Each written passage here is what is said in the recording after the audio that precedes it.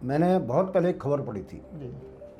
खबर थी हिमाचल प्रदेश की कि वहाँ जो एक सिलसिलेवार जो हत्याएं हो रही थी, उन लड़कों की उम्र 25-30 के बीच में थी। तो वहाँ के जब पुलिस वालों ने या मतलब उन्होंने खोज की, तलाश की, तो भाई यार ये एक जैसी हत्याएं, एक जैसी उम्र की हत्याएं क्यों हो रही हैं? और वहाँ हो रही हैं, घर से दूर हो रही हैं, घर में नहीं हो रही कोई हत्या। अच्छा, तो मतलब एक पैटर्न था उसमें, एक पैटर्न था, एक उम्र के बीच में थी वो, आयु वर्ग था एक। आयु वर्ग था एक, उन्हीं लोगों की हत्या हो रही थी, उन्हीं लोगों की। तो वहाँ के जो जब उन्होंने पुलिस ने उसकी गहराई में गई पुलिस, तो उन्होंने पाया कि ये वो लड़के थे जिनकी शादियाँ नहीं हुई थी, जो रनुआ थे एक तरह से, जो शरीर उसका साथ नहीं दे पाता। अल्लाह उम्र दराज, उम्र तो निकलेगी ना, तो वही जिनके लिए वो सब कुछ कर रहा था, एक गिलास पानी को तरसा देता। मैंने तो ऐसे उदाहरण देखे हैं लोगों की, चारपाई में पड़े रहते थे, उनको एक गिलास पानी भी नसीब नहीं करता और उनके घाव हो जाते थे, सड़ जाते थे। क्योंकि चौथा जो नाता है ना, हमारे 3 नाते बचते हैं अपने समाज में, दादी नानी हैं, दादी नानी माँ से नौकरी का एक अलग नाता लग गया। नमस्कार, आज हमारे साथ हैं कथाकार चरण सिंह पथिक जी। पथिक जी पिछले 65 सालों से गांव में रह रहे हैं। गांव के ऊपर उनका व्यापक काम है। गांव को उन्होंने अपनी नज़र से देखा है और गांव में एक समस्या जो कि लंबे समय से रही है, वो है रंडुओं की समस्या। साथ ही साथ आज हम बात करेंगे बदलते हुए गांव को, जो कि पिछले 40-50 साल में कितना बदला है और उसमें क्या क्या आयाम बदले हैं, उस पर हम बात करेंगे। अभी वो पथिक जी ने अभी हाल ही में एक उपन्यास लिख रहे हैं, जो कि उनकी कहानी थी मैं बीड़ी पीकर झूठ नहीं बोलता। उसमें किरदार है गुठली, उसके आसपास काफ़ी किरदार हैं जो कि रंडुओं की समस्या है उसको केंद्र में लाते हैं। पथिक जी, आपका बहुत बहुत स्वागत है। नमस्कार दोस्तों, और नितिन जी आपका भी नमस्कार। मैं 2018 के आसपास वो किताब आई थी मेरी। किताब क्या, वो एक शीर्षक कहानी है उस किताब की, मैं बीड़ी पी के झूठ नहीं बोलता, लेकिन वो कहानी अधूरी थी जी। मुझे लगा इस पर बहुत ज़्यादा काम करने की ज़रूरत है। जब मुझे मौका लगा, हालांकि अब भी वो एक उपन्यास की शक्ल में है, लेकिन अब भी मुझे लगता है उस पर और काम मुझे करना पड़ेगा। आप जानते हैं कि एक सामाजिक व्यवस्था है गांव में, और वो तो थोड़ी अलग तरह से, रंडुए होते भी शहर में, महानगर में भी होते हैं, गाँव में होते हैं, सब जगह होते हैं, दुनिया के कोने कोने में उनके। लेकिन ये एक सामाजिक समस्या जो गाँव में किस तरह से सामना करा, मतलब उसको क्या क्या झेलना पड़ता है। एक ऐसा आदमी आप कल्पना कीजिए जो मान लो 2-3 भाइयों के बीच में है ना, और किसी वजह से उसकी शादी हो ही नहीं पाती है, और फिर वो आजीवन बैल की तरह अपने भाइयों के बच्चों के लिए, उनके परिवार के लिए, उनकी बेहतरी के लिए वो किस तरह बैल की तरह आजीवन काम करता है। जब वो उसका जो बुढ़ापा आता है, वो किस तरह से बहुत दर्दनाक और तकलीफ भरा गुजरता है। ये बस यही मैं जो समाज की एक चीज़ थी जो अच्छी नहीं है, मतलब उसको पाठकों के सामने लाना चाहता। हाँ पथिक जी, जैसे आपने एक लंबे समय से देखा कि हर परिवार में कोई रंडवा या कुंवारा रह जाता था, और जैसा आप कह रहे हैं कि उसकी जवानी में वो एक भरपूर काम करता था, उसकी एक सार्थकता परिवार में, समाज में रहती थी। जैसे जैसे उसका जीवन ढलान पे, शांत वेला पर आता है, तो कहीं ना कहीं उसको एक तरह से दूध में मक्खी की तरह उसको एक निर्वासन झेलना पड़ता है। जैसा आपने बताया कि उसका जो बुढ़ापा है कितना त्रासद होता है। बिल्कुल। तो इसके क्या क्या आर्थिक, सामाजिक, सांस्कृतिक, मनोवैज्ञानिक कारण हैं? देखो मैं बताऊँ नितिन भाई, मैंने बहुत पहले एक खबर पढ़ी थी। खबर थी हिमाचल प्रदेश की कि वहाँ जो एक सिलसिलेवार जो हत्याएं हो रही थी, उन लड़कों की उम्र 25-30 के बीच में थी। तो वहाँ के जब पुलिस वालों ने या मतलब उन्होंने खोज की, तलाश की, तो भाई यार ये एक जैसी हत्याएं, एक जैसी उम्र की हत्याएं क्यों हो रही हैं? और वहाँ हो रही हैं, वो घर से दूर हो रही हैं, घर में नहीं हो रही कोई हत्या। अच्छा, तो मतलब एक पैटर्न था उसमें, एक पैटर्न था, एक उम्र के बीच में थी वो, आयु वर्ग था एक, आयु वर्ग था एक, उन्हीं लोगों की हत्या हो रही थी, उन्हीं युवकों की। तो वहाँ के जो जब उन्होंने पुलिस ने उसकी गहराई में गई पुलिस, तो उन्होंने पाया कि ये वो लड़के थे जिनकी शादियाँ नहीं हुई थी, मतलब जो रनुआ थे एक तरह से, और वो अपने खेतों पर रखवाली करते थे, और कभी गुस्से में बहुत सारी चीज़ें होती हैं ना गुस्से में कि यार मान लो आपको अपने घर वाले आपका ठीक से ख्याल नहीं रख पा रहे, इतने काम करने के बावजूद, कमाने के बावजूद, और वो आपके लिए कमा रहा है, बैल की तरह दिन रात काम करता है आपके बच्चों के लिए, आपका कर्जा उतारेगा, आपको मकान बनवाएगा, आपको और भी साधन जुटाएगा, वो आपके बच्चों के लिए अच्छा स्कूल ढूंढेगा वो। और कभी कभी गुस्से में जब उसकी थोड़ी सी गुस्सा ऐसी बात होता था, मान लो ठीक से खाना नहीं मिल रहा, रूखी सूखी मिल रहे हैं, घर वाले अच्छा खा रहे हैं, तो कभी कभी वो मांग बैठा था, भैया तुम ऐसा, मैं तो मेरी करके खा लूँगा अलग से, मेरा तो मुझे हिस्सा दे दो ज़मीन और मकान का। और इस चीज़ में, इस मांग को वो मारे जाते थे, क्योंकि लगता है कि भाई भी नहीं चाहते थे, ये भाई भी नहीं चाहते थे कि उसकी शादी हो, ये और है क्योंकि उनके लिए वो चीज़ अनुकूल थी, तो वो चाह रहे थे कि एक फ्री काम है वो मिल रहा है। संपत्ति में बंटवारा होगा ना, तीन भाई है तो तीसरा हिस्सा इसको चले जाएगा। अब तो दो के बीच में रहेगा, चार भाई हैं तो तीनों के बीच में रहेगा, चौथा इसको चले जाएगा। तो उनको संपत्ति के बंटवारा ना हो, इस वजह से अगर आप खुदा न खास्ता मांग बैठे तो हो सकता है कभी न कभी आप किसी भी आदमी के साथ वो दुर्घटना घट जाती थी। इस हद तक भी परिवार जा सकते थे। मैं आपको एक चीज़ और जोड़ रहा हूँ इसमें कि कभी कभी भाई ही उसकी सगाई नहीं होने देना चाहते थे जी। कि ठीक ठाक, वो दिखने में अच्छा है, अच्छे कपड़े पहन रहा है, अच्छा खासा कमा रहा है, लेकिन जैसे ही आती थी तो कोई न कोई कमी उसमें बता दी जाती थी, और उसको पता नहीं चलता था कि मेरी सगाई मेरे भाइयों द्वारा काट दी गई है। अच्छा, उसको पता नहीं लगता। हाँ, माँ बाप का अपना एक वो होता है योगदान। आप इस मायने में मान लो, माँ चाहती है कि बेटे की गृहस्थी हो, घर बसे, बाप चाहता है बेटे का घर बसे, है ना, कौन नहीं चाहता, हर माँ बाप चाहते हैं ना, मतलब। बिल्कुल। लेकिन जैसे ही चीज़ें बंटवारे की ओर जाती हैं तो भाइयों के बीच में होता है ना, तो वो कहीं ना कहीं वो कांटा मार देते थे। उसमें फिर वो आर्थिक पहलू आ जाता है, संपत्ति। हाँ, संपत्ति का मूल मुद्दा ही संपत्ति का रहता था जी।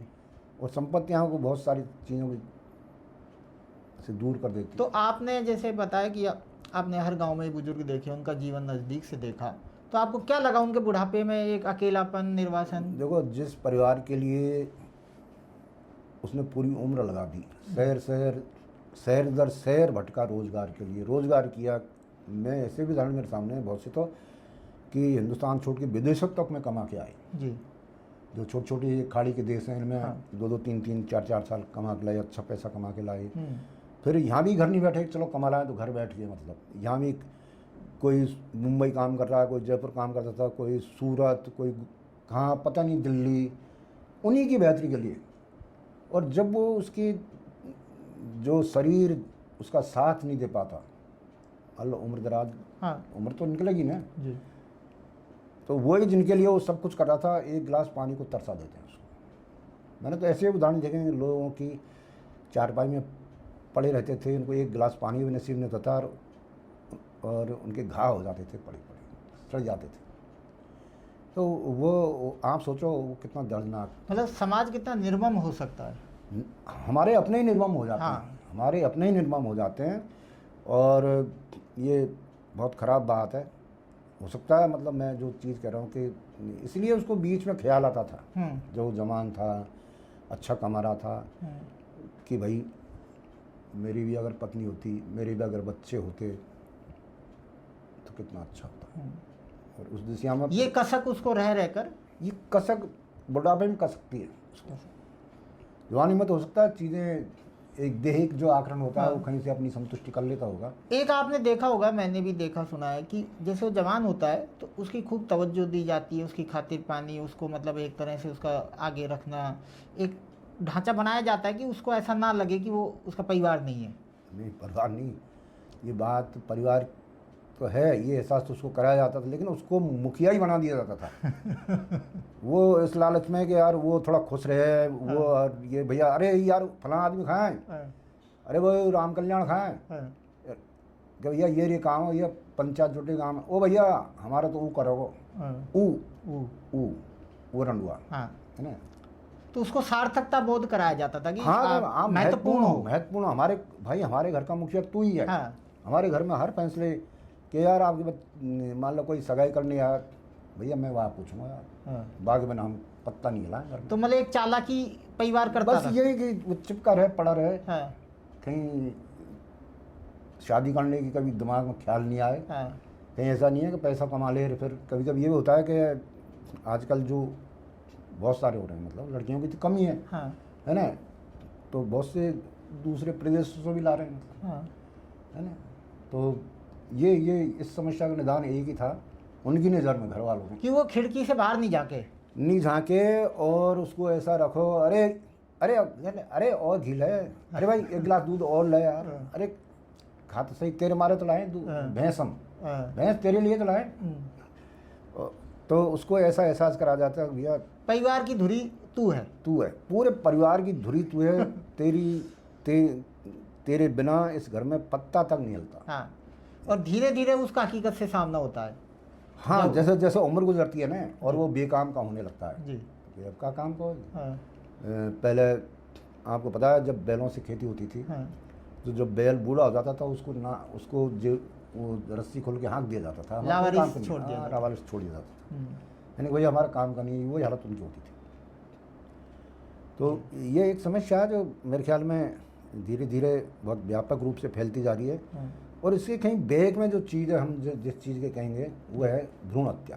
भ्रूण हत्या, भ्रूण हत्या इसका लेकिन जो आप बात बता रहे हो वो पुराने समय में तो भ्रूण हत्या का इतना चलन नहीं था गांव देहात में, तो आज से 40-50 साल पहले ये जो चीज़ आई है ना जी, तो पहले ज़्यादा समस्या नहीं थी, जी, मतलब आपको 10 घरों के बीच में कोई एक मिलेगा, अच्छा, है ना। आज तो हर तीसरे घर में नहीं मिलेगा। आज ये बड़ी समस्या है कुंवारों की। हाँ, आज तो तीसरे घर में, आज तो आपको पता है मतलब जैसे विकराल समस्या है मैं गाँव शायद की। उसको अगर ऐसे कहूँगा तो लोगों को अच्छा नहीं लगेगा कि आजकल सड़कों पे कितने सांड घूमते हैं खुले, है ना। तो मैं हमारे गांव में ऐसे लोगों को जानता हूँ जिनके पास खूब पैसा है, खूब ज़मीन है, अच्छा खासा, वो अगर उनकी नौकरी नहीं लगे उनकी संतान की तो कोई दिक्कत नहीं है, 2 पीढ़ी तक खा सकते हैं, आर्थिक रूप से समृद्ध है, समृद्ध हैं। लेकिन यार उनके बच्चों की सगाई नहीं हो रही, क्योंकि चौथा जो नाता है ना, हमारे 3 नाते बचते हैं अपने समाज हाँ, में, दादी 200 नानी, हैं, दादी नानी माँ का। हाँ।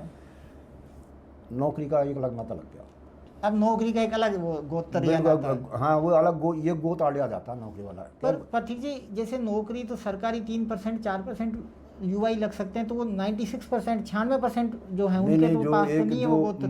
परंपरा होगी ना, मतलब ऐसा नहीं है कि सभी के साथ है, हाँ ये बहुत सारी कास्टों में हो गया, मतलब जी। बहुत सारी जो जातियाँ। मैं आपको उदाहरण देखो, जैसे अब कोई ये कहेगा यार मैं क्या कर रहा हूँ, लेकिन हमारे गांव में जो बनिया या ब्राह्मणों के लड़के हैं, हाँ उनकी सगाई सिर्फ इसलिए नहीं हो रही कि उनके पास नौकरी नहीं जी। है, कमाने के संसाधन तो हैं, हाँ है ना। वो 4 आदमियों का पेट अब भी भर सकता है जी, बिना नौकरी के अगर कोई शादी हो, लेकिन उनके चूँकि उस सामाजिक व्यवस्था में सबसे पहले भ्रूण हत्या, अगर ये मैं कोई आरोप नहीं लगा रहा, मतलब किसी भी कास्ट आप तो एक जनरल या वर्ग में, मैं तो सामाजिक सामाजिक सच्चाई बता रहे हैं। क्योंकि ये चीज़ें सबसे पहले हमारे दो से पहले जो चीज़ चल रही थी, हम दो हमारे दो से चली ना, हम दो हमारे दो से पहले जो चल रहा था समाज में, मैं जो बात कहने वाला हूँ उसके पीछे है शिक्षा और अशिक्षा जी, है ना। देखो किसान कौमों के पास में बहुत कम शिक्षा होती थी, हाँ उस समय, है ना। न उनकी औरतें पढ़ी लिखी होती थी, न उनकी बेटियां पढ़ी लिखी होती थी, हैं, बच्चे जरूर पढ़ रहे होते थे, और स्त्री शिक्षा का तो बिल्कुल ही अभाव था जी उस वक्त, मतलब। और किसान को अपने खेती से या अपने काम से इतनी फुर्सत ही नहीं मिलती थी, दोनों को, पति पत्नियों को, वो कुछ ऐसा सोच सके। अगर उनके 4 बच्चे हैं, 8 हैं, तो 8 ही हो रहे हैं उनके, है ना। उनको कोई दिक्कत नहीं, मतलब कोई लैंगिक भेदभाव वाला बिल्कुल कुछ नहीं, हाँ उस तरह से नहीं था, हाँ। उस तरह से नहीं था, मतलब कि भाई लड़का हुआ कि लड़की हुई है, एक लड़का हुआ है ना, वो वाली 5 हो गए, 5 हो गए, 5 हो गए, क्या दिक्कत है। और अमूमन परिवार में 5 से 10 बच्चे होते ही थे। ये मैं बताऊँ, हमारे खुद के घर में हमारे पिताजी के 4 भाई हैं और हमारी 4 बुआ जी थी, हाँ 8 हो गए, 8 हो गए, है ना। तो उस तरह की चीज़ें नहीं थी कि यार ऐसा ही कहाँ से मेरे खाएं। साथ है, सबके साथ। ठीक है, सब भाई किसान का बेटा कमा खाएगा धरती, हाँ, है ना? भले ही धरती की जोत छोटी पड़ती जाएंगी जैसे जैसे, पर उस तरह का गणित नहीं लगाया जाता था। उनका गणित था ही नहीं, ये गणित वो लगाते ही नहीं थे। तो ये गणित गांव में आया कैसे? गणित मैं जो बता रहा हूँ ना, जैसे मान ले मेरे पास में 1 बीघा खेत है, लेकिन मेरी बहुत अच्छी दुकान चल रही है, अगर मैं उस तरह से हूँ, मतलब ब्राह्मण वर्ग को खेत की जरूरत नहीं पड़ती ना, कहाँ पड़ती, उसका तो खेत जेब में रहता है, उसकी पंचांग, वो तो अपने खेत को जेब में लेके घूमता है पूरी, है ना। इस तरह बढ़ियाओं की खेत वो तराजू है उनका, हाँ, दुकान है। दुकान है मतलब, है ना, उसके पास 1 बीघा भी खेत नहीं हुआ ना, लेकिन पैसा किसान से ज़्यादा उसके पास ही पाया जाता था, है ना। तो किसान की तो जोत छोटी होने लगी। और किसान की तो छोटी होगी, बढ़िया होगा तो चलो एक दूसरी दुकान खुलवा देगा वो, है ना। वहाँ इस तरह की बात ही नहीं है ना कि आपके कमाने के संसाधन उसके तो बढ़ते जाएंगे, किसान के घटते जाएंगे। भाई ये उल्टा चलता था जी। अगर बनिया के भी 4 बेटे हैं तो 4 दुकान होगी उसकी। तो परिवार नियोजन इस दबाव के कारण आया।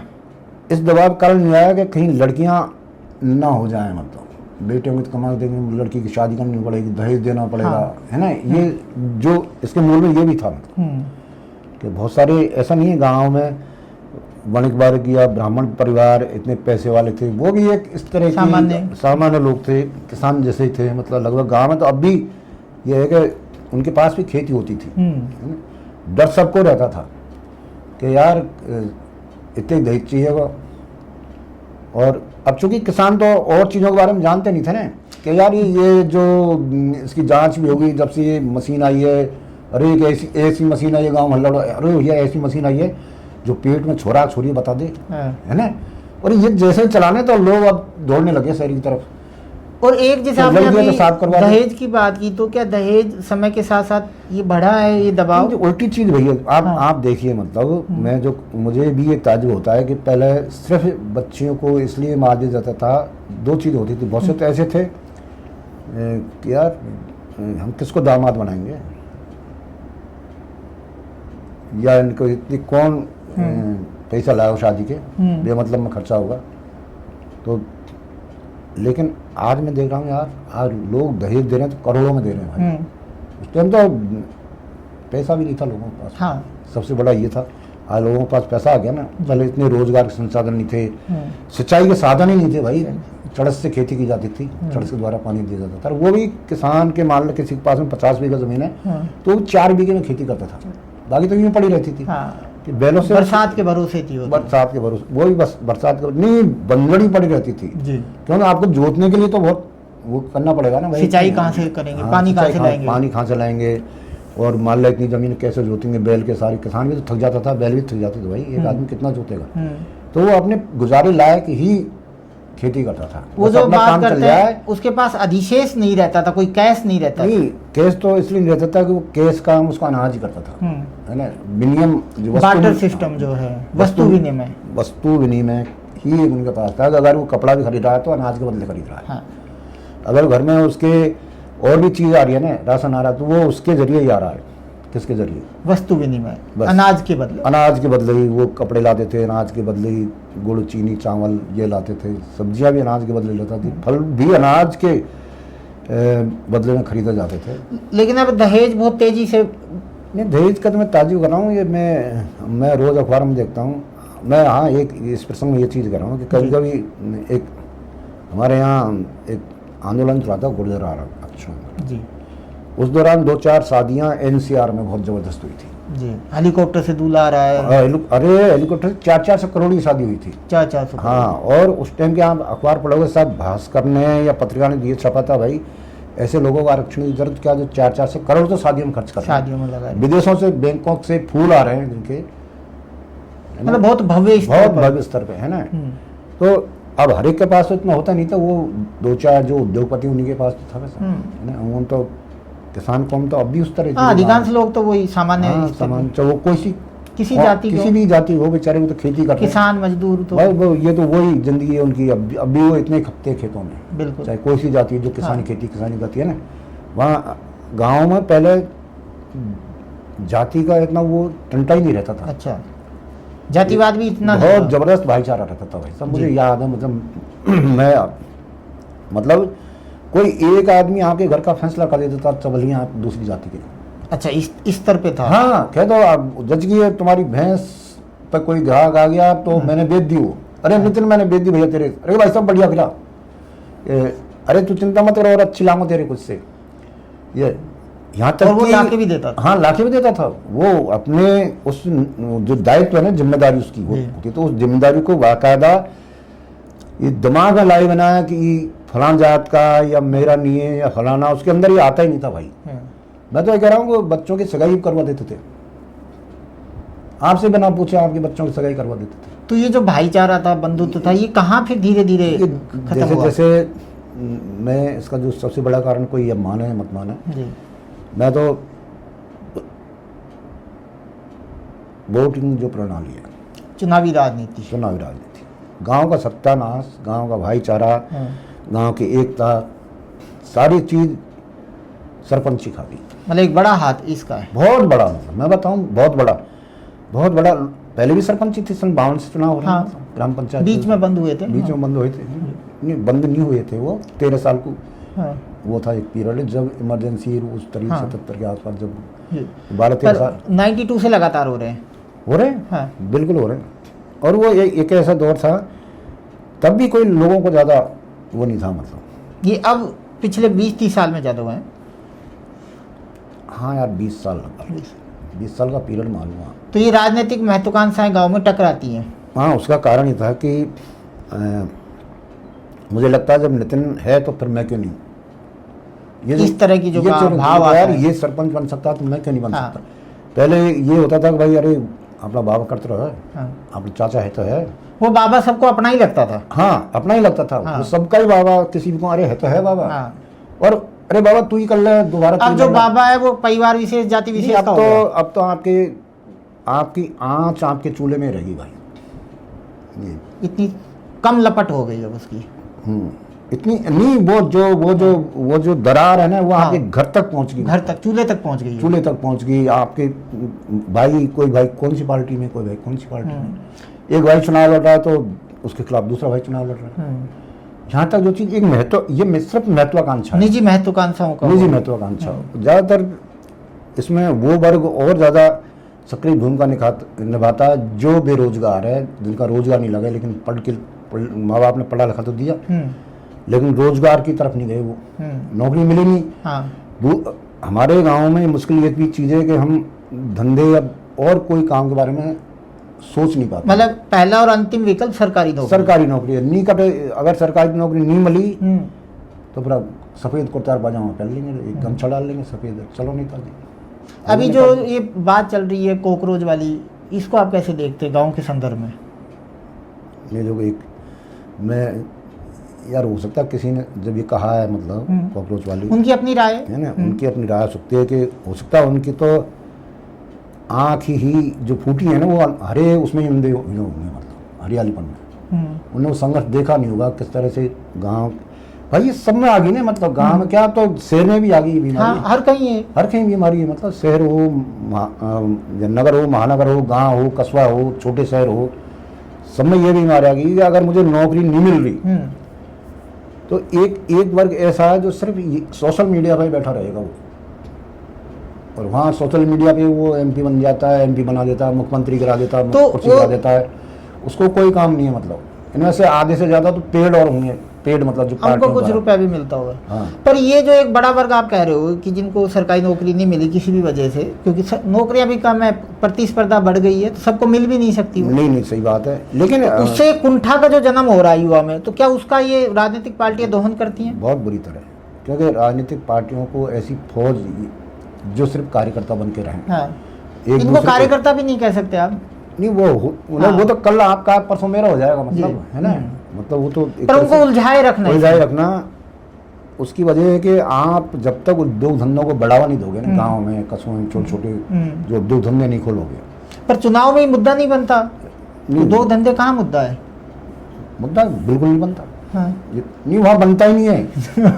यही तो ताजुब बात है कि अगर यही लड़के, हाँ। है ना, जो ये काम कर रहा है, सारे दिन सोशल मीडिया पर पड़ा रहता है, उसको ये कर देंगे, उसको ये कर देंगे, उसको गिरा देंगे, उसको बना देंगे, जबकि इनसे कुछ नहीं है। मतलब रोजगार का जो इसका सवाल है उसको घुमा कर कहीं और पहुंचा दिया जाता है, अलग काम पर लगा दिया, जबकि उनको काम पर लगाना चाहिए कि मान लो यार आप 5 गांवों के बीच में एक अच्छी सी फैक्ट्री लग जाए। हाँ।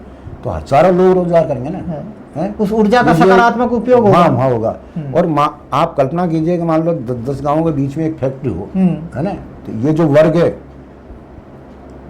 जिसको आप, पर जो आप ये बात कह रहे हो रोजगार की, उद्योग धंधों की, ये केंद्र में या विमर्श का बिंदु क्यों नहीं बनती? नहीं, विमर्श का तो इसलिए ये मुद्दा आप इस पर ध्यान ही नहीं दोगे ना। आप ध्यान सारा जातियों के वैमनस्य पे या भाई, जातियों को आजकल जो चीज बढ़ाना। होगी ना, आप देखो क्या बेरोजगार कोई भी जाति के कभी कभी मांग उठाते हैं, चाहे वो किसी भी जाति का हो, कि रोजगार दो। क्या उस तरह के हो रहे हैं क्या बड़े बड़े सम्मेलन रोजगार को लेके दोनों के लोग हो रहे हैं क्या? जितने जातीय संगठनों के सम्मेलन हो रहे हैं, महापंचायत फलानी जाति, महापंचायत फलानी जाति। आजकल तो पंचायत तो होती नहीं, महापंचायत होती है सीधी, जहाँ लाखों लोग जाते हैं। यही लाखों लोग अगर दो धंधे के लिए सरकार से मांग करें, भाई हमारे इन गाँव के बीच में एक फैक्ट्री तो जैसे जाति के नाम पे मोबिलाइज हो जाता है यूथ, उस तरह से ये जमीनी मुद्दों के लिए मोबिलाइज क्यों नहीं होता? तभी नहीं होंगे। मतलब सबके अपने अपने स्वार्थ है ना, है ना, सबके अपने स्वार्थ है। आपको जाति के लिए लामबंद के लिए नेता को चाहिए ना अपनी भीड़। भाई मान लो मैं अपनी मेरी जाति को उकसाऊंगा यार कि जागो जागो, अरे वो तो जगे हुए पड़े हैं भाई, उनको रोजगार तो दो पहले। है ना। तो गांव में जातिवाद पिछले 50-60 साल में बढ़ा है, अब ज्यादा फैला है, अब ज्यादा फैला अब बढ़ा है। मैं कह रहा हूँ 2000 के बाद में जो आग लगी है ना गाँव में, हाँ, वो पहले वो दिमाग में ख्याल ही नहीं आता था कि ये फला जाति का है। तो ये क्या क्यों हुआ ये हर जाति अपने आप को सर्व, दो चीजें होगी, एक तो अपनी कौम को सर्वश्रेष्ठ सिद्ध करने की एक होड़ हर जाति के अंदर ही होगी कि हम सर्वश्रेष्ठ हैं, हमारे पुरखे सर्वश्रेष्ठ थे। एक हर जाति अब को ऐसा लगता है कि यार हम असुरक्षित हैं, मतलब है ना, कहीं हमारी हम पिछड़ नहीं जाएं इस दौर में। हाँ, मतलब जबकि आपको पता है कि कोई ऐसी चीज है नहीं है, मतलब है ना, जो नए आजकल वो जमाना में गया कि आप 20 गांव संगठित होके एक ही जाति के कहीं चढ़ाई कर दें। है ना, वो जमाना तो गया ना, फिर काई लंबंद हो रहे हैं यार। तो ये जो विडम्बना है, ये इसको कैसे देखते हो आप? मैं तो सिर्फ पॉलिटिकल, मतलब ये इसका पूरी कारण ही ऊर्जा politics है जो समाज की, बिल्कुल। उसको कहाँ लगाया जा रहा है? कौन सी चक्की में आटा पीसा जा रहा जो है? नेता अपनी अपनी सीट को सुरक्षित करने के लिए ऐसे युवाओं को रोजगार की तरफ तो उनको खींचते नहीं है ना, उनको उस धंधे पे लगा देते हैं कि बेटा लगे रहो तुम, है ना, तुम जब तक नहीं लगोगे मेरी सीट असुरक्षित है, अरे फलाना आ जाएगा, वो आ जाएगा, मतलब भय दिखा के, डरा के। हाँ, लेकिन वो मेरे ख्याल में कोई ऐसा भय नहीं है, पर वो काल्पनिक भय बनाया जाता है। काल्पनिक भय। अरे यार देखो, मैं आपको एक चीज़ बताऊं, थोड़ा सा यहाँ बात वैसी लगेगी। मेरा एक साथी था, टीचर था, तो प्रवीण तोगड़िया का दौरा था, विश्व हिंदू परिषद। हाँ, तो उन्होंने कहा यार मैं तो वहाँ जा रहा हूँ। मैंने वहाँ जा रहा कहा यार, अरे भाई हिंदू संगठित नहीं होंगे, मियाँ राज कर लेंगे दोबारा। अरे भाई यहाँ कितने साल से रह रहे हैं तेरपुर के इस गाँव में, कि हम तो कोई 5-7 पीढ़ी से रह रहे हैं, तो यहाँ कोई किसी को मारने आया है क्या? मारने आया क्या यहाँ? अगर इतने लोगों के बीच में तुम्हें कोई मार देगा तो ये जो भय है ना, भय ये भय उन लोगों को जो जिनमें साहस नहीं है, किसान कौम को धंधे लगा देते। भाई साहब मैं बुरा मत मानना, Gangapur city, Karauli city, Hindaun city में वो वर्ग अगर कहीं कोई झगड़ा भी हो जाता है तो वो वर्ग सामने आता ही नहीं है जो आपको उकसा के आग लगा के अपने दुकानों में, अपने घरों में बंद। जैसे आप बता रहे हैं पहले गांव में सांप्रदायिकता का तत्व बिल्कुल मतलब बहुत कम था, तो होगा। सांप्रदाय तो थी नहीं यार। और ये कैसे फिर प्रवेश कर गई इसी स्तर पे? ये मेरे ख्याल में ये भाई मैं जो काम, मैं वही फिर पॉलिटिक्स का नाम लूँगा सर, है ना, कि कोई भी पार्टी अपनी सीटें बढ़ाने के लिए किसी न किसी गांव को एक भय बड़े स्तर पर दिखाया जाता है, एक काल्पनिक शत्रु खड़ा किया जाता है। बिल्कुल, जब तक आप उस पर तीर नहीं मारोगे ना, है तो उस पर आप मतलब भाई हमारा ये है, शत्रु है ये, अगर तुम संगठन नहीं है तुम्हें खा जाएगा। जैसे एक जाति दूसरी जाति को भड़का रही है ना आज, अरे एक हो जाओ, नहीं तो फला आ जाएगा, फला आ जाएगा, हुआ आ जाएगा। पहले कहना अरे बेटा सोया, हुआ आ जाएगा। तो हुआ आ रहे हैं अब हुआ ये सब चीज। और इनकी सफलता दर इस फॉर्मूले की इतनी ज्यादा क्यों है? ये फॉर्मूले की सफलता दर इतनी ज्यादा क्यों है? सर ये काम कर रहा है अचूक नुस्खे की तरह, जिसको किसी भी युवा को पहना दो, अचूक नुस्खे की तरह काम कर रहा है। मतलब वो उसके क्या ना वो चक्रवात में, है ना, फंस गया तो फिर वो निकलेगा नहीं वहाँ से। और ये कौन सा वर्ग है आपको पता है? जी। एक वर्ग ऐसा भी है जो बड़ी अच्छी नौकरी कर रहे हैं, है ना, उसका भविष्य, उसके बच्चों का भविष्य, घर वालों का भविष्य सुरक्षित है इकोनॉमिक रूप से जी, कि उसके बाद उसको पेंशन मिलेगी, हाँ है ना। लेकिन वो भी सारे दिन भाइयों ये खो जाओ, खतरा भाई, अरे तेरे को काहे को खतरा है यार, तू नौकरी कर रहा, मैं हूँ, पर मैं उसको नौकरी चिंता कर रहा हूँ। सताई जा रही है, तो है? क्यों चिंता सता नहीं, रही वो है उन उसको? लोगों को गलत दिशा में ले जा रहे हैं ना, जो बेचारे अच्छे लड़के थे, हाँ। पढ़ाई कर सकते थे, रोजगार कर सकते थे, रोजगार मान लो मतलब वो नहीं चाहते कि कोई ये जरूरी अच्छा है ना, जीवन जिए। भाई नौकरी तो सबको नहीं मिल सकती ना, हाँ। तो आप कोई धंधा करो ना, मतलब हाँ है ना, हमें काहे की शर्म धंधे में, हाँ। बताओ। आप छोटे छोटे धंधा करो, हाँ, और लोग तो छोटे छोटे धंधे कर करके बड़े उद्योगपति बने हैं, बिल्कुल। आप उनसे क्यों नहीं सीखते? हम्म, आप उसके दरवाजे जो चीज जिसके लिए खटखटा रहे हैं, मतलब हाँ। है ना, हम्म। जिस चीज के लिए आप ट्राई कर रहे हो वो आप बन नहीं सकते भाई। नहीं तो जो आपने एक वर्ग बताया जो आर्थिक तौर पे सुरक्षित है, वो इसमें लग रहा है, वो क्यों लग रहा है, उसका क्या प्रयोजन है? नहीं, उसका प्रयोजन है, उसको अपनी एक संतुष्टि मिलती है, फीलिंग आती है, भाई मैं तुम्हारे संग में, चिंता मत करो, बड़ी नौकरी कर रहा हूँ मैं तुम्हारे संग। हाँ, एक कीड़ा काटता पॉलिटिक्स का, जब कभी रिटायरमेंट होगा ना तो गाँव में तो अपनी रोटी सेक लूंगा मैं। हाँ, सरपंची तो लड़ी लूंगा यार, सरपंच। जिला परिषद का चुनाव तो लड़ी लूंगा, या सीट खाली हुई तो कहीं पैसे दे के टिकट लाग लूंगा, कहीं दाव बैठा लेंगे। भाई भाई यही वो अपना बेस बना रहा है ना, मतलब उस छोटे से स्वार्थ के लिए वो पूरे माहौल का 20 साल मेहनत इकोसिस्टम करेगा, 20 साल जब 30 साल जब तक नौकरी पूरी होगी तब तक रिटायरमेंट तक। हाँ ये करता रहेगा, रिटायरमेंट आयो सफेद कुर्ता पहनो, खंगारे 10 गाड़ी चल रही है आज, दिल्ली चल रही है टिकट के लिए, ये धंधा है, कोई धंधा नहीं। तो उनका तो एक एजेंडा है। हाँ, उनका एजेंडा है ना, बिना एजेंडे तो कोई बात ही नहीं होती ना भाई। और उसमें ये आम युवा पिस रहा है।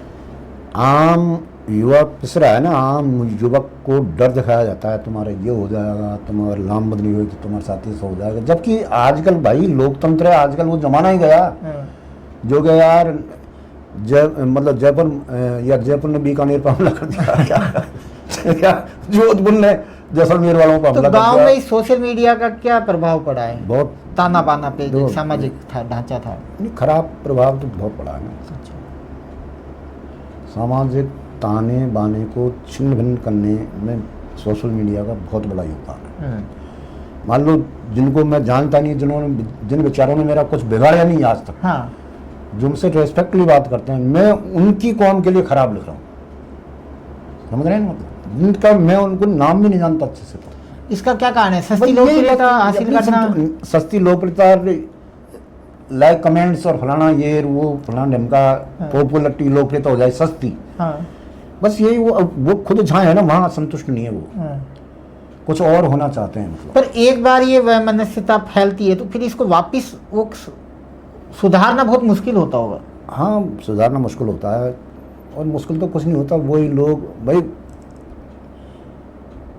एक होके तो कोई बैठना नहीं देगा ना आपको, नहीं बैठने देगा। हाँ, तो कोई ना हमारी कोई जो- ताकत लगी रहेगी। वो पता नहीं वो डोर किसके हाथ में रहती है, आपको पता नहीं चलता पॉलिटिक्स चल कहाँ से रही है, पर्दे के पीछे क्या हो रहा है। पर्दे के पीछे क्या हो रहा है, आप तो सिर्फ उसके मोहरे हैं, मतलब है ना, ये निर्देश कहीं और से मिल रहे हैं, मतलब।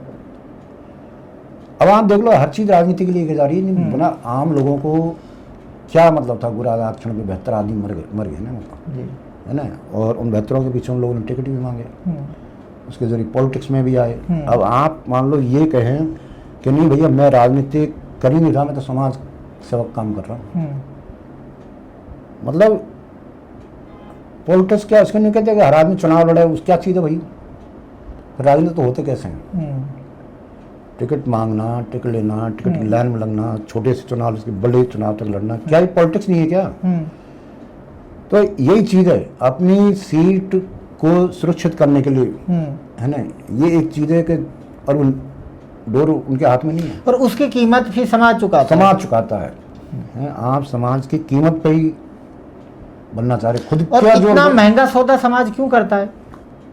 इसलिए कि वो शख्सियत ही पैदा बंद होगी ना, जो एक सर्व समाज के तौर पे स्वीकार हो, उस तरह के व्यक्तित्व नहीं है। व्यक्तित्व नहीं है, वो पॉलिटिक्स खत्म होगी, वो महात्मा गांधी दिखा रहे हैं भाई कौन नेहरू बन रहा है ना, चाहे उन्होंने लाख कमियाँ होंगी, खामियाँ होंगी, मनुष्य तो उसमें कमियाँ भी होंगी, लालच भी होगा, ईर्ष्या भी होगी, सारी जो कमियाँ वो एक आदमी के अंदर होती है, सब में होती हैं वो, लेकिन इतनी चीज़ें करेगा कौन भाई, उसको तो फटाफट चाहिए ना, उसके अंदर धैर्य नहीं है आजकल किसके अंदर धैर्य होता है? ये फॉर्मूला तुरंत हिट होता है। ये ऐसा है कि यार ये पेट्रोल है, मतलब आप इसी लगाई भक तुरंत इसका नतीजा मिलता है। ये AI है आज का। राजनीति का AI है। ये राजनीति का AI है, मतलब सांप्रदायिकता, जातिवाद, ये राजनीति का AI है। ये तो समझना। जैसे ये ऐसे आपने- टूल्स है, इसके इस्तेमाल मैं नहीं कर रहा, एक आदमी करता है, इसका इस्तेमाल हर कोई करता है। चतुर सुजान सब करते हैं। सब करते हैं भाई। राजनीति तो वो लोग तो कर ही नहीं सकते, बहुत अच्छी किस्म के जो लोग हैं, वो तो किस्म आना ही बंद होगी ना, हाँ। अच्छी किस्म वाले। आपने अभी जैसे गांधी जी का नाम लिया, तो गांधी जी कहते थे कि भारत की आत्मा गांव है, हाँ। और गांव एक क्या है कि ऑटोनोमस स्वायत्त इकाई है बिल्कुल। हर एक। दूसरी तरफ डॉक्टर अंबेडकर का ये नज़रिया था कि गांव में सामंतवादी रूढ़िवादी तत्व ज़्यादा हैं, शहर एक आज़ादी देता है। तो आप इन दोनों पक्षों को कैसे देखते हैं? मैं तो ये कह रहा हूँ, देखो कि जातिवाद तो पहले से टूटा है, मतलब जातिवाद संगठित हुआ है, लेकिन जो एक देखने का आपका नज़रिया था ना, पहले आप दलितों को गाँव में अलग नज़र से देखा जाता था, है ना। लोकतंत्र की खूबी है भाई साहब, जितना कीमती अडानी अंबानी का वोट है, उतना ही आज गांव में एक दलित युवाकार स्त्री का वोट है। उतनी वोट कीमत- ने उसको एक मजबूती दी। हाँ, वोट, उसका दाग ही वोटिंग के टाइम पे चलता भाई साहब, नहीं तो आप उसको पीस देते अब तक तो। कौन पूछता, अरे भैया ये गांव में ऐसी घटनाएं भी होती थी, उनको वोट नहीं देने दिया जाता था पहले। हाँ हाँ, ये तो खूब होती थी, मतलब जब ये आपको लगता है कि यार ये हमारे खिलाफ जाएंगे, है ना, तो उनके वोट पहले छाप दिए जाते थे, हाँ। है ना। ये उस टाइम बहुत होता था जब बैलेट पेपर से बैलेट पेपर होता था। ईवीएम जो मशीन आई है ना, अब थोड़ा सुधार हुआ है। एक जागरूकता भी दलितों में बढ़ी है, हाँ, मजबूती और आई ये है। तो देखो, ये किसी आप एक को ब्लेम नहीं लगा सकते हाँ। ना, कि मान लो कोई गांव विशेष या शहर विशेष बाहुल्य है, मतलब किसी जाति विशेष का बाहुल्य। हाँ, मान लो 90 उसमें 70% एक जाति रहती है, तो वो डोमिनेट करेगी साहब। हाँ, वो dominant 30% को वोट अपने अनुसार ही डलवाए, और तू दे रहा है तो फिर यहीं वो देगा। पूरा प्रयास करेगी दबाव से या कैसे भी। हाँ। हाँ। हो सकता है ये तो अब भी है ईवीएम के ज़माने में, कि अगर किसी गांव में किसी जाति के 70-80% है एक ही जाति के, तो जो 20% है ना, वो उसको साथ उसको देना ही पड़ेगा, है ना, राजी खुशी या या जबरदस्ती। वैसे बिल्कुल, या तो आपको देने नहीं देंगे ना, वो ईवीएम में वही लाइन में लगे रहेंगे, वो लाइन ही नहीं टूटेगी ना हाँ, वो किसी भी तरीके से। किसी भी तरह से, है ना। और जो मतदान कर्मी आप कहते हैं लोकतंत्र, आपको लेकिन आप कह रहे हैं आपके कि पास सुरक्षा है, आपके पास एक अर्थ में जातिवाद कम हुआ है, तो वो कौन सा अर्थ है? वो उसमें है कि अब आप उनको महत्व देने लगे हैं। और वो मजबूरी है कि वोट की वजह से। हाँ, वो आपकी मजबूरी है। मान लो मैं अगर आपको वोट चाहिए उनके। किसी ऐसी के मतलब व्यक्ति को या औरत को, मेरी भाषा उनके प्रति सम्मानजनक रहेगी।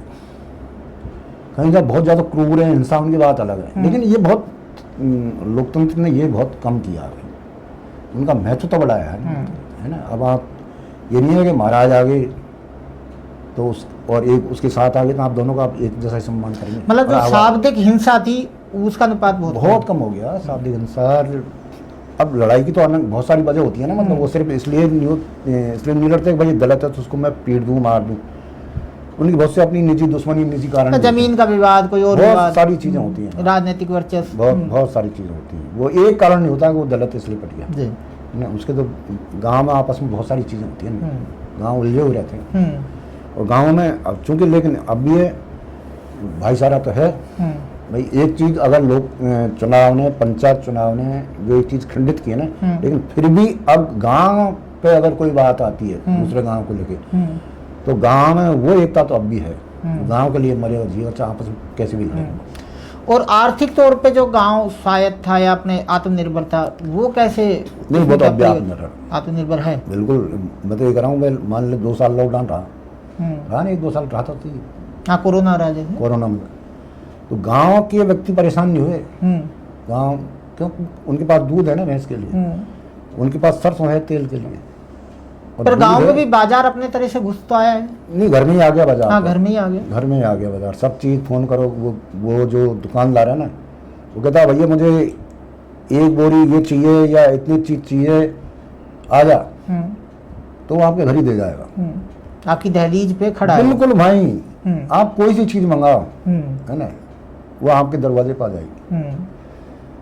महानगर में तो सारा सिस्टम वो है, जो आप खाना मंगा। पर ये सब कोविड में दिखा भी, कोरोना में देखा। मैं आपको एक चीज़ बताऊं, कोरोना में गांव में बड़ी शांति। गांव का आदमी ने ये दुख नहीं पाया कि यार हमारे पास अनाज कहाँ से आएगा, हमें शुद्ध पानी कहाँ से आएगा, पानी नल नहीं आए तो क्या करेंगे, कुएं हैं, तालाब भरे, कोई दिक्कत नहीं है। और तेल भी तो बाजार तो बंद है, तो उनके घर में सरसों भरी है ना, वो तो तेल पिड़वा लेंगे, है ना। आप लेंगे गाँव में आटा पिसवा लेंगे। अब तो हर घर में चक्की लग रही है खुद के, छोटे छोटे स्पिलर लगा रखे हैं लोगों ने खुद के ही काम के लिए, तेल निकाल लेंगे।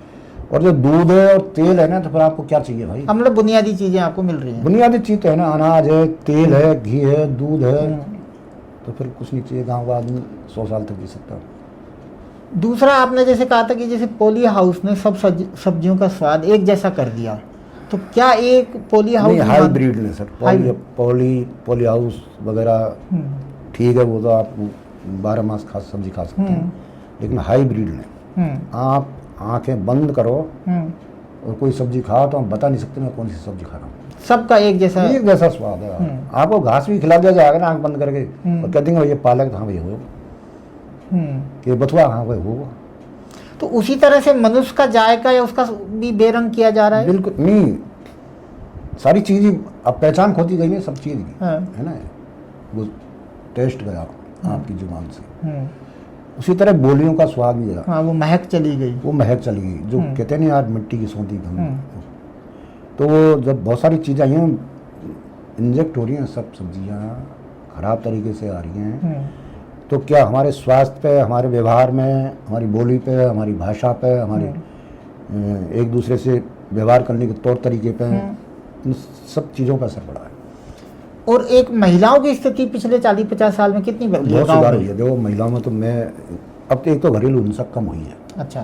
उसकी वजह है, पहले भाई बहुत अशिक्षा था, मतलब लड़कियां या औरत या स्त्रियों के शिक्षा पे तो बहुत कम रेशो रहता था, बहुत कम। कोई बिरला घर था जहाँ पढ़ी लिखी आती थी, सारी अनपढ़। अब तो जब से अब उल्टा है, शिक्षा हुई है, सामाजिक चेतना आई है, तो अब तो स्त्रियां भी यार कहने लगी भाई चाहे वो अनपढ़ी हो, अब तो अच्छा अनपढ़ी आई, अब वो भी कहते हैं वो समझ, वो जागरूक है, जागरूक भाई मेरा भी बराबर हक है। अब तो वो कह देंगे। तो इससे पुरुष को थोड़ा सा डर लगा रुकी है, मतलब जो पहले बात में थप्पड़ जमाते थे ना, अब आप हाथ उठने में आपको 1000 बार सोचना पड़ता है। तो ये उसका डर है पुरुष का। हाँ, मेरे ख्याल ये अच्छी बात है। हाँ, मतलब स्त्रियां आर्थिक रूप से जब से संपन्न होने लगी हैं, शिक्षा है तो वो संपन्न भी होने लगी ना, आर्थिक रूप से अपना कमाती हैं, अपनी नौकरी करती हैं, तो फिर आपसे काहे पे दबेंगे वो। लेकिन जो गांव की राजनीति है पंचायत की, उसमें क्या वो अभी सुधार नहीं हुआ सर। वो 2 तरह से सुधार है, मतलब मेरे ख्याल में, या तो वो विधानसभा तक ठीक है, मतलब विधानसभा में एमएलए तो वो एमएलए करेगी। अब गांव में अगर कोई औरत सरपंच बन गई तो उसको तो काम करने नहीं दिया जाता ना, वो तो सरपंच पति काम होता है। तो वो कब वो थोड़ा टूट रहा है क्या, या नहीं टूट रहा? अभी नहीं टूट रहा है, खूब टूट रहा है। धीरे धीरे जो चीज़ है ना वो आती जा रही है, टूट रहा है ना। बहुत से तो ये है कि वो कुछ महिला में वो ये है, ठीक है सरपंच बन गया, तुम जानो तुम्हारा काम जानो, मतलब बन गए सरपंच, ठीक है, उनको एक स्पेस मिल रहा है। हाँ, टूट रहा, बहुत टूट रहा। एक जैसे ये सवाल अक्सर होता है, जब मैं जैसे यूपीएससी दे रहा था तो वहाँ सवाल आया था कि एक बहुत बड़ा वर्ग है जो कि 15-20 हज़ार रुपये की नौकरी करने शहर आता है अपने परिवार को लेकर, और 15-20 हज़ार रुपये उसको गांव में भी आय हो सकती है, वो कर सकता है, उसके बावजूद वो अपना घर छोड़ के वो एक शहर में आके एक जीवन जीना चुनता है। तो इसके क्या कारण है?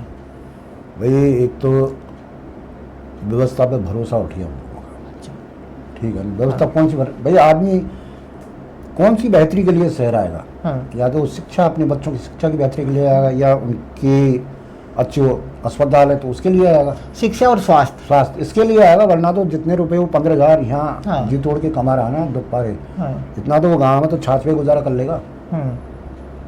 फिर भी उसका पलायन के लिए उसको मजबूर होना पड़ रहा है। वो बस एक यार, अरे यहाँ काय के स्कूल है यहाँ, अरे यह हॉस्पिटल है, डॉक्टर आता नहीं है। तो ये जो गांव का शिक्षा और स्वास्थ्य का ढांचा है, ये क्या बिल्कुल चरमरा गया है? नहीं, उन लोगों को विश्वास उठ गया। अच्छा, उन लोगों का ऐसा नहीं है कि बिल्कुल ही शिक्षा गलत में जा रही है, या अब तो बहुत सारे प्राइवेट स्कूल भी आ गए है ना, गली गली इनको कुरमुत्तों की तरह। हर गली में आपको एक गांव में 4 स्कूल तो प्राइवेट मिल जाएंगे, 4 बिल्कुल, है ना, सरकारी इंटरनेशनल स्कूल। हाँ, अब तो हर चीज़ अंतर्राष्ट्रीय होगी ना, अंतर्राष्ट्रीय। है ना, हर चीज़ अखिल भारतीय होगी। अब तो दुख भी अखिल भारतीय हो गया भैया, जी। डर भी अखिल भारतीय हो डर गया, भी। है ना, सबका तो इस अखिल भारतीय के चक्कर में जो देशज अस्मिताएं थी वो कहीं ना कहीं छुप गई वो साफ होगी ना, है, चाहे वो साफ। बोली की हो, चाहे तहजीब की हो, चाहे सबकी भाई। मिट्टी की हो।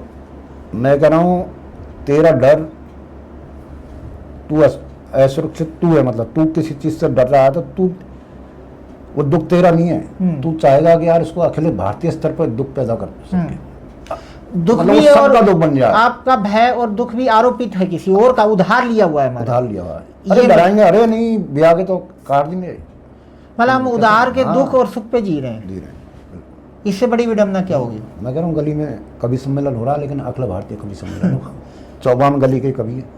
तो ये आग्रह क्यों है कि हमारी चीज अंतर्राष्ट्रीय राष्ट्रीय करें। ये है कि उससे आप कुछ ऐसा करना चाहते हैं, ये जब से और भयंकर हुआ, जब से सोशल मीडिया है तब से अच्छा। ये दुख, और कि जल्दी चीज़ें पहुंच गई ना, अब सबके अप्रोच में है, सबके रीच में ये डिजिटल है, हाँ है ना। बकरी चराने वाला भी वहाँ आपको देख रहा है ना, वहाँ का फॉलोअर्स है, आप फॉलोअर्स के चक्कर में, लोकप्रियता के चक्कर में पता नहीं किस किस का सत्यानाश करते चलते हैं। सामाजिक ताना वाना, भाईचारा, और भी चीज़ें बहुत सारी जो खत्म, जो समाज को सुंदर बनाती थी, स्वस्थ बनाती थी, उन सारी चीज़ों को सोशल मीडिया के चक्कर में, रील्स बनाने के चक्कर में ख़त्म करते चलते हैं। अब जिस सवाल से शुरू किया था अपन उसी से अंत करते हैं कि जो आज गांव में कुंवारे की विकराल समस्या है, हर गांव में 40, 50, 60 का एक समूह टोला मिल जाएगा, और ये बड़ी समस्या है, और ये आगे आगे और विकराल होगी।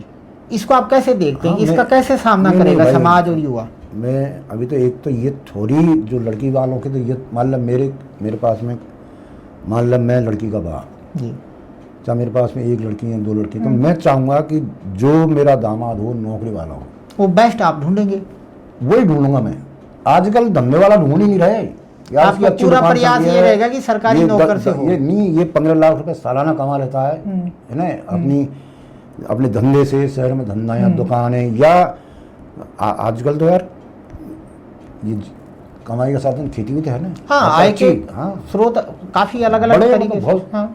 लेकिन नहीं, आपको सिक्योरिटी नहीं है ना वहाँ। अरे धंधे आज है कल नहीं है, ये दिमाग में बैठो, अरे धंधो यार तो ये तो शायद पहले भी था सरकारी नौकरी के प्रति पहले, हो तो नहीं पहले तो पहले इतनी भ्रूण हत्या नहीं हुई थी ना, पहले हमारे 2 का नारा था ही नहीं, था क्या नहीं था ना, और अब तो हम एक, हमारा एक है ना, और अब तो सिर्फ हम 2 ही, मतलब बच्चा भी नहीं चाहिए।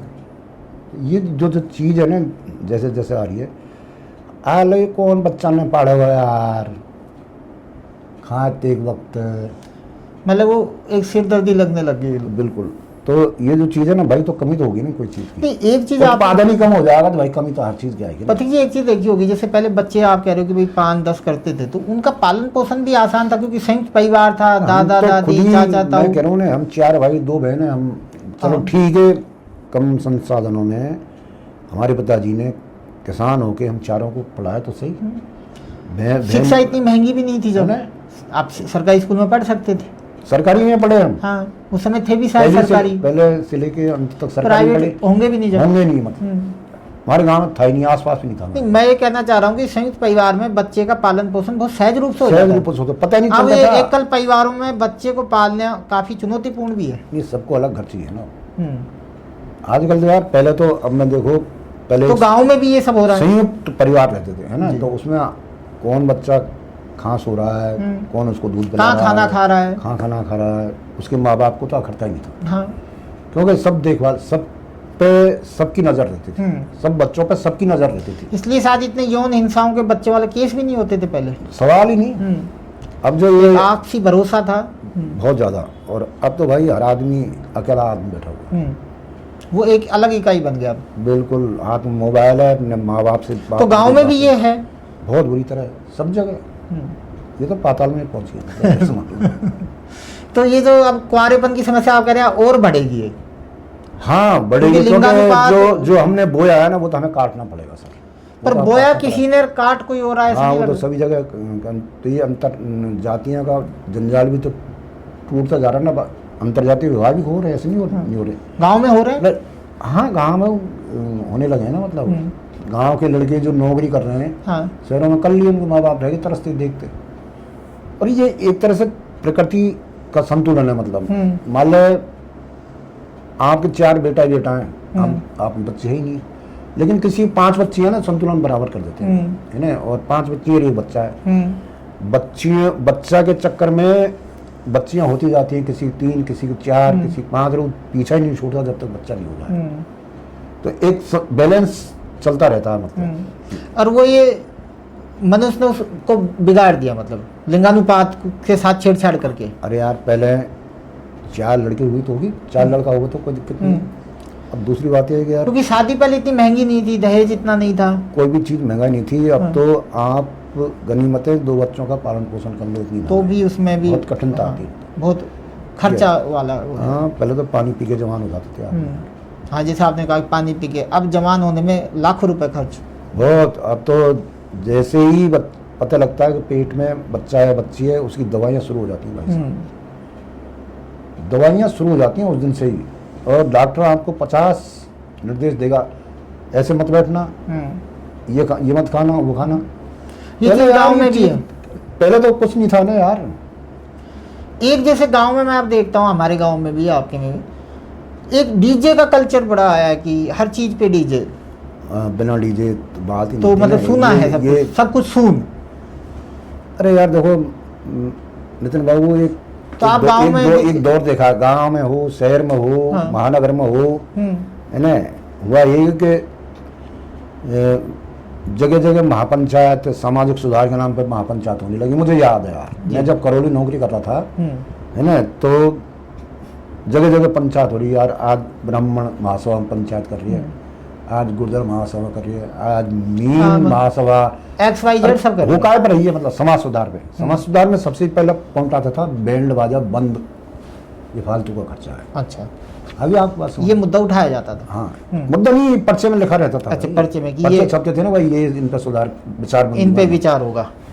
और आपने वाकई सबसे पहले जो और बुराइयां थी ना, वो जो भयंकर थी, वो तो दहेज भी होता था उसमें, मृत्यु भोज भी होता होगा, मृत्यु भोज भी होता था, दहेज भी होता था। और सबसे ऊपर जो बीमारी थी ये तो दहेज ही थी। दहेज तो बढ़ता चला गया, और मृत्यु भोज वापस से शुरू हो गया, उसका रूप नया आ गया। उसका क्या नया रूप लाए? अब लीजिए मान लो आदमी ये करेगा यार, पढ़े लिखे आदमी है, मृत्यु भोज दुनिया ने कब के बंद कर दिए, तुम इसमें लग रहे हो, तो करेगा यार, उसको संतुष्टि नहीं होगी यार, वो करेगा यार कथा ही करवा दूँ। अच्छा, वो कथा करवाएगा। हाँ, या 1 सप्ताह करवा दूँ, हाँ। सप्ताह बचवा दूँ, भागवत की कथा सप्ताह, ये चीज़ हो। अच्छा, सप्ताह ये खर्चा तो मिटा ही नहीं है भाई। आपने जिस कुप्रथा का इसलिए बंद किया था कि इसमें फालतू खर्चा होता है ना, इतने पैसे खर्च होते हैं। हाँ, गरीब आदमी पिसता है इसमें। हाँ, और गरीब तो कर ही नहीं सकता था, कर्जा ही नहीं उतार पाता था। बिल्कुल, वो अब दूसरी तरह से करने लग गया है। अरे देते रहेंगे कोई बात नहीं, पर वो करवाएगा। सबसे पहले भाई बैंड बाजा बंद किया, तो वो बैंड बाजा तो 5-10 हज़ार का जाता था, और वो जो अब तो 40-40 हज़ार के डीजे आ रहे हैं भाई। और वो जो बेचारे जो बैंड बाजा वाले कर्मचारी थे, उनका रोजगार, वो उनकी वो सब बेचारी टंगी, मतलब हाँ, खूंटे उठांग दी गई, वो मतलब रातों रात बेरोजगार हो गए। बिल्कुल। और ताजुब बात है यार, ये बहुत अच्छी चीज़ है कि उन सब बैंड वालों में 90% मुस्लिम वर्ग से होते थे। 90 जी, 10% होते थे वो दलित होते थे। अच्छा, मुस्लिम और दलित होते थे। हाँ, मुख्य ये दो मुख्य ही होते थे भाई साहब। आप देखो यार, उनका जैसे ही रोजगार छिना है ना, तो वो एक तरह से बेरोजगार हो गए। और उन सब ब्रास बैंडों के नाम हिंदुओं के देवताओं को होते थे जी, मतलब गणेश बैंड। अरे भाई साहब, गणेश बैंड, और मैं तो अरे आप जो भी नाम लो, हाँ, है ना, सरस्वती बैंड जी, है ना, ये मतलब ये वो नाम होते थे भैया उनके सब टंगे।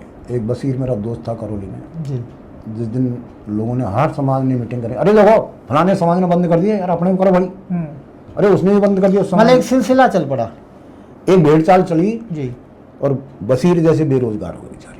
और बैंड बाजे वाले अब मान लो मैंने जिंदगी भर फूफाड़ी बनाई है, हाँ। ढोल पीटा है, हाँ, मैं किस काम का रह गया भाई। अचानक से आपको कहा जाए कि अब आपकी जरूरत बंद नहीं मान लो मैंने 55 साल 60 साल का हो गया, मान लो बाजे में काम करते करते, जी। है ना, जवानी मेरी पूरी वहाँ काम कर गई। अब मुझसे करो तुम ठेला लगा लो, तो मुझे मुँह पर नहीं लगा ठेला यार। अब मुझे ठेला लगाने में जोर आएगा, जान आएगा, मेरी आवाज़ नहीं निकलेगी। हाँ, उस उम्र के उस पड़ाव पे आप उस चीज से नहीं भाई तालमेल मैं बिठा और पाओगे। काम के लायक, इतनी कठोर मेहनत के लायक करी बचा ही नहीं ना यार। शरीर आदमी एक उम्र है जहाँ और से जिस हुनर के लिए आपने अपना जीवन दिया वो लगा दिया। एकदम से अप्रासंगिक हो गई। प्रासंगिक होगी, है ना। अब कहीं बचे हैं ना जो बहुत, हमारे हिंडोन में एक बैंड बचा है, हम्म, वो भी इसलिए कि अब वो शान शौकत वाले हो गए, बड़ा भव्य। भव्य बैंड है, और उनको आदमी उनको ले जाते हैं बहुत से। देखो मेरे पास में फलाना, मैं उनका नाम भूल गया, मतलब वो उस्ताद बहुत अच्छे बजाते हैं, मतलब, है ना। और उनको अब वो स्टेटस सिंबल में बदल गया। जी, तो ये जो आप कह रहे हैं ये सिलसिला शुरू कैसे हुआ? ये समाज सुधार के नाम पे ये 90 के दशक से शुरू हुआ। अच्छा, 90 के दशक ये से। बीमारी आई है, मतलब हाँ। आप कुछ भी समझ लो उसको, हाँ कारण कुछ भी समझ लो, हाँ, पर ये 90 इसने प्रवेश किया वहाँ से। 90 में प्रवेश कर लिया।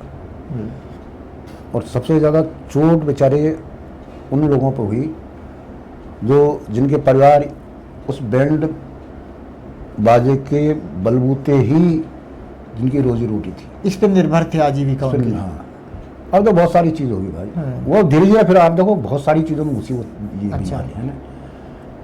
मान लो ठेली आप लगा रखे, कोई मुस्लिम लगा रखे, तो मैं उससे नहीं खरीदूंगा। भाई जब अपना नतन है ये ना चलेंगे ना, अलगाव, यहाँ तक आ गई ना। हाँ, मतलब उस वो जो रिश्ते रिश्ते रिश्ते वो नीचे जमीन यहाँ तक आ गया। हाँ, तो बड़ी गांव हो शहर हो, बड़ा दोहरापन है। हाँ, हम हाली तो किसी भी जाति का लगा लेंगे, हाली जो आपका नाज आपके घर में रख के जाएगा, घर में हकीकत में, है ना। लेकिन आप उस अनाज की उसको बैठा के उस थाली में रोटी नहीं खिला सकते। मतलब ये दोहरापन है। बहुत दोहरापन है यार। उससे उत्पादन करवा लेंगे लेकिन उसके साथ हम कंज्यूम नहीं हाँ, करेंगे। एक हरिजन से आप डलिया तो ले लेंगे, क्योंकि वो बनाते हैं डलिया, है ना। लेकिन उसको रोटी आप जब दोगे ना तो ऐसे दोगे दूर से। एक पथिक जी, जो एक वर्ग था जैसे कुम्हार, उनका रोजगार तेजी से छीन लिया बाजार मशीन ने। वो तो देखो, उनपे सबसे ज्यादा गाज गिरी, कुम्हार लुहार, है ना।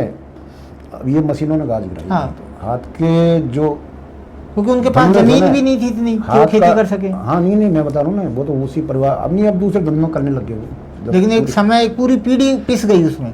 पूरी पीढ़ी बस के साथ, पूरी पीढ़ी, और पूरा कुनवा उसका उसी से पलता था। हाँ, तो अब वो बाहर पलायन इसलिए किया ना लोगों ने कि चलो यार कम से कम बाहर, ये सीजनल था, ये तो एक सीजन आपने बर्तन बनाए, सीजनल तो बनाते थे, हाँ, उसी सीजन की कमाई से आपका पूरा परिवार चल जाता था।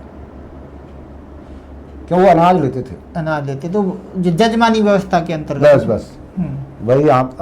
और हर जाति के अलग अलग खुमार थे, हर कुटुंब के अलग अलग खुमार थे। कुम्हार थे, खाती थे, खाते नाई थे, थे, हर सब अलग थे। अलग, ये हमारा नाई है ना, ये ये हमारा खाती है। कुम्हार है, हाँ, ऐसे होते थे मतलब। बिल्कुल। और वो उन्हीं परिवारों के ऊपर डिपेंड रहता था, हाँ, है ना, और उसका घर आराम से चल जाता था भाई। हाँ, अब जब से जो मशीनीकरण हुआ हर हाँ। चीज़ का, हथकरघा, मतलब हाथ के जो कारीगर, जी। है ना, वे तो बिल्कुल ही बेरोजगार है। लुहारों के साथ तो बड़ी त्रासदी हुई सबसे ज्यादा। सबसे ज़्यादा त्रासदी लोहारों के साथ हुई है। हाँ, जो गाड़ी लोहार है गाड़ियाँ उनके साथ तो सबसे बड़ा अन्याय हुआ, अन्याय हुआ, है ना। क्योंकि वो एक राजनीतिक वोट बैंक भी नहीं है, तो किसी की नजर उनकी कुछ है ही समस्या नहीं यार। फिर सर मशीन ने सब कबाड़ा कर दिया ना। हम्म। अब आप आओगे तो हर चीज़ टाटा की बिल्डा की मिल जाएगी आपको। और वो शिक्षा के क्षेत्र में उनका एक स्थायी निवास कुछ नहीं नहीं था, है। तो उनको बड़ी परेशानी आई। नहीं, अब सरकार ज़रूर ध्यान दे रही है उनके निवास पे, मतलब उनको इंदिरा आवास के या जो प्रधानमंत्री आवास योजना के तहत 33 ज़मीन दी है, मतलब, है ना भाई, आप यहाँ बस जाइए। जो हमारे पास के गांव में सरकार ने उनको ज़मीन अलॉट की है, भाई आप यहाँ घर बनाइए, इंदिरा आवास मिलेगा आपको। फिर भी उनकी समस्या, लेकिन ये तो एक रहने की समस्या मान लो, है ना। फिर उनके रोजगार क्या है, आज क्या करते हैं आपको पता हो? आज वो, अरे भैंस पड़ा है क्या, अच्छा, है ना, अरे भाई कोई भैंस है क्या, कोई ना कोई धंधा कर ही रहे हैं बेचारे। क्या हाँ। बहुत से सब्जियां ला रहे हैं शहर से बेच रहे हैं, मतलब जो उनका मूल धंधा था वो तो बाजार में खत्म खा ही लिया। होगा भाई साहब। वो कोई खत्म। उसका तो, आप अगर मैं मुहावरे में बात करूँ तो पूंछ का जो एक बाल है ना, वो बचा है, जैसे बचा रहता है ना, पूंछ में एक आध दो बाल ऐसे बचा है उसका। अब एक आखिरी सवाल की, जो गांव में पहले पर्यावरण चेतना थी, एक इकोसिस्टम था, तालाब था, बावड़ी थी, है ना, एक सिंचाई की, उसमें क्या परिवर्तन आए पिछले 30-40 साल में? ये सब कुछ भिन्न हो गया। अब तो वो कहाँ चीज़ बची है यार, हम्म, कहाँ बची है। तो गाँव में तो पहले तो यार पर्यावरण के हिसाब से बात करते हाँ। हैं। पहले इतने पेड़ होते थे भाई, हम्म, इतने पेड़ होते थे, मतलब हर चीज़ के। हम्म, हमारे गांव में टेसुओं का जंगल था, हम्म, बिल्कुल साफ। अब टेसू को कोई पेड़ दिख जाएगा ना, ताजुब से, अरे यार हम्म, खजूर का जंगल था। हम्म, अब खजूर कोई बिल्ली सी नज़र आती है, क्योंकि ये जो आदमियों ने पेड़ काटे हैं ना, है ना, हमारे यहाँ हमारे खुद के घरों में, हम्म, हम जब पहले ढाणी रहते थे हम्म, तो कदम का बाग था।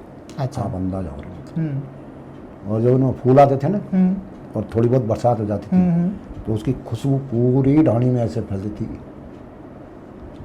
हर आदमी मस्त हो जाता था। और वो अब धीरे धीरे खत्म कर और दिया। कट गए सब, बड़े बड़े दरख्तें नीम के, पीपल के, सब काट दिए। हम्म, अरे यार ये पैदा नहीं होने देता खेत में। हम्म, आदमी की जनसंख्या बढ़ी है ना, तो जोत का जमीन तो उसका उतनी दबाव, है ना, जमीन तो उतनी है, जब जमीन तो रब्बड़ थोड़ी है जो बढ़ेगी, हम्म, लेकिन जोत का क्षेत्रफल बढ़ा है, आयतन बढ़ा है। हम्म, नहीं, पहले 2 बीघा जोतने लगा आदमी, मान लो, तो अब तो अपनी जितनी जमीन है ना, हम्म। उससे भी उसका पेट नहीं भर रहा। तो मतलब वो धीरे धीरे हाँ। पेड़ पौधे, बाग, फूल। सबसे पहले वही साफ करिए जमीन, क्या जमीन हाँ। चाहिए। नहीं, पहले तो बंजड़ ही पड़े रहे यार। हाँ, हमारे जो बंजड़ थे ना, हाँ, वो बंजड़ में इतने बबूल के पेड़ थे भाई, हाँ। बबूल के। अब बंजड़ का 1 इंच कोना भी बिना जुता हुआ नहीं है, अच्छा। और जब आप जोतोगे तो आप पेट साफ करनी पड़ेगी। और पानी जैसे संग्रहण का पहले था। पानी का आप तो खैर सुविधा है, देखो सिंचाई साधन पहले कुएं से हम्म, खेती होती थी, हम्म, बैलों के द्वारा चरस चलाया जाता था, जी, तो सारे दिन आदमी काम करता, थक जाता था। हम्म, और अब जैसे जैसे फिर ये इंजन सेट आए, हम्म। पंप सेट में पंप सेट आए। है ना, तो इनसे लोगों ने अब कुएं खुदवाए, हाँ, है ना, उससे सिंचाई होने लगी। फिर धीरे धीरे बिजली की मोटर आई, और अब तो तालाब हैं, नहरें, एक जाल बिछा हुआ है। और अब तो हमारे जो इलाके में तो जो है ना पोल्ट्री फार्म, हाँ। मतलब वो जो छोटे छोटे हाँ, खुदाई करके, मतलब हम्म, उसमें वर्षा का पानी इकट्ठा किया जाता है। अच्छा, है ना। हमारा जो माड़ इलाका है, पहले उसमें एक ही फसल होती थी, हम्म, चौमासे की। हम्म, गेहूं तो किसी के पास होते नहीं थे उसमें।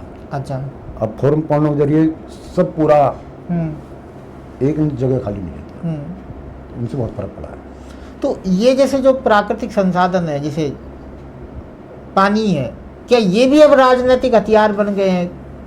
हाँ, पानी पे सबसे ज़्यादा राजनीति पानी पे ही होती है। हाँ। कहानी किसी ने और कि तृतीय विश्व युद्ध होगा तो पानी, तो होगा, तो विश्व युद्ध होगा तो पानी पे ही होगा। तो वो छोटे छोटे युद्ध हो रहे हैं पानी पे, मेरे ख्याल में सभी जगह हो रहे हैं, राज्यों में भी हो रहे हैं, वो हर राज्यों कहीं में हो रह रहे हैं, रहे हैं, राज्यों में हो रहे हैं, आपसी क्षेत्रों में हो रहे हैं। हाँ, आपसी बहुत सारी छिनमन हो रही है, बहुत सारी चीज़ें, बहुत सारी होती हैं।